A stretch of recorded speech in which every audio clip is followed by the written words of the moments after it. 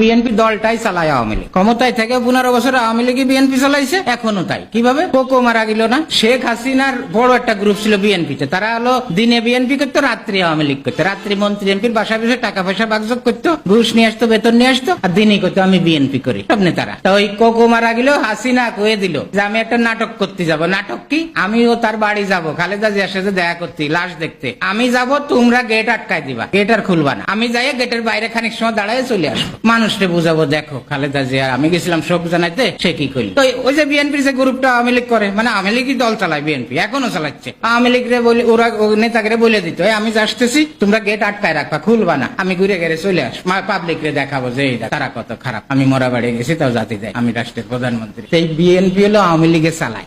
যতকাল BNP Awami লীগে চালাবে, আওয়ামী লীগের তো মুক্ত হতে না পারবে এই দল। সেদিনও মিটিং এ, প্রেস ক্লাবের মিটিং এ আব্দুল আল মিন্টু বলে যে আওয়ামী লীগের সাথে আমাদের কোনো বিরোধ নেই। আরে তোর তো বিরোধ নাই, তুই ঘুষ খাইছিস আর সুন্দর করে তোর বড় ব্যবসা আছে, ব্যবসা চালাইছিস, কোনো সমস্যা নাই, ফালুর মতো। আরে গ্রামের একটা মানুষের 50টা মামলার আসামি দিনের পর দিন জেল কাটতেছে, পাশা চলে যাচ্ছে রিমান্ড কাটতে কাটতে, তোর তো বিরোধ নাই। সত্যি কথা তো, তুই তো আওয়ামী লীগের দোষর। সে বড় নেতা, বিএনপির ভাইস চেয়ারম্যান আব্দুল আল মিন্টু। তা এই বিএনপি চালাই আওয়ামী লীগ, তো এদের ভালো হবে কিভাবে? আজকে বিএনপির সমস্ত গ্রামগঞ্জের ভোটার সমর্থক কর্মীদের কাছে শোনেন যে 31 দফা কি, তারা বলবে নাকি দফা 1 দাবি 1 শেখ হাসিনার পদত্যাগ। তো নাহিদ ভাই কইছিল 31 দফা কি, তা তো আমরা জানি না। এদের অবস্থা লই